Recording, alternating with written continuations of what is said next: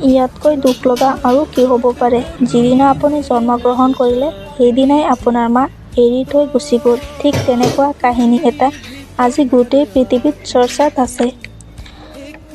জাপানৰ এটা সৰু বান্দৰৰ পোৱালি যাৰ নাম হৈছে পাঞ্চ। এনেকুৱা এটা কাৰণতে ছ'চিয়েল মিডিয়াত ইমানেই ভাইৰেল হৈ আছে। পাঞ্চৰ জন্ম হৈছিল 2025 জুলাই মাহত। জন্মৰ কিছু সময়ৰ পিছতে মাকে এৰি থৈ গুচি যায় আৰু এই ঘটনাটো হয় জাপানৰ চিটি জোনত। মাকে এৰি থৈ যোৱাৰ পিছত এই সৰু পোৱালিটো অকলশৰীয়া হৈ পৰে। মাকৰ মৰম বিচাৰি নোপোৱাৰ পাঞ্চে বেলেগ বান্দৰৰ পৰা মৰম বিচাৰে। কিন্তু ঠিকেই বান্দৰ অকল টৰ্চাৰ কৰি তাৰ পৰা খেদি দিয়ে। তাৰ পিছত জোন কাম কৰা এজন কেয়াৰটেকাৰে পাঞ্চক প্লাষ্ট এটা আনি দিয়ে।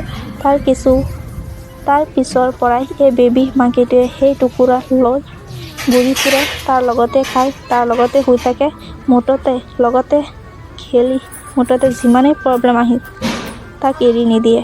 এই টুকুৰাটো পাঞ্চক নিজৰ মাকক বিচাৰি পায়। চিটি জোন মানুহে এই ভিডিঅ'বোৰ ছ'চিয়েল মিডিয়াত আপলোড দিয়ে তেতিয়া যোন মানুহে এইবোৰ ভিডিঅ' চায় তেওঁ ইম'চনেল হৈ পৰে আৰু এনেদৰে পাঞ্চ ভাইৰেল পৰিল।